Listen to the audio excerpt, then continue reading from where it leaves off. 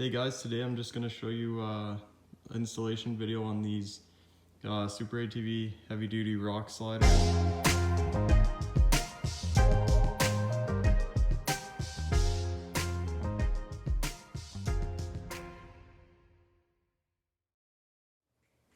I'll be installing these on a 2019 XP Turbo Polaris Razor,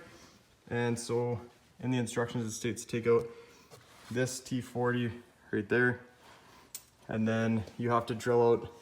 the upper hole and then the front hole, and you have to drill it for a clearance for a 10mm bolt. So you want to use a 406 drill and just drill through the frame, and on the back side you'll be able to put the bolt through on both of those,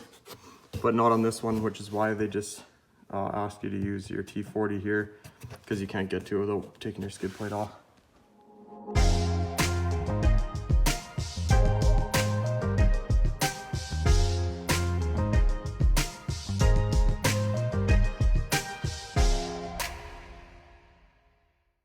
You have your holes drilled, you're going to want to grab the two 10mm bolts they gave you, a 14mm socket, a 14mm wrench,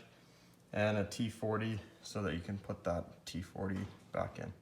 So then your next step would be getting a friend, probably is easiest, to help hold this up while you or them thread the bolts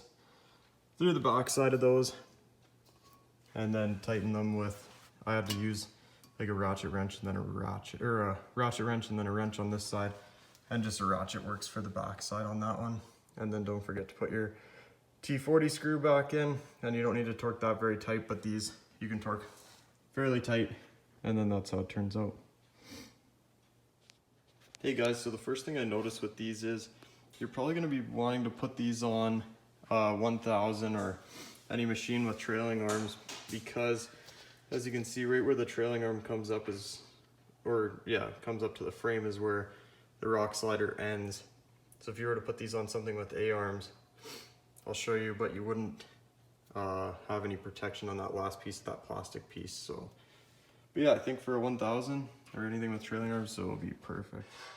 So on this 900 with A arms instead of trailing arms, you can see that whole end piece of plastic would be open, but they also are with these. So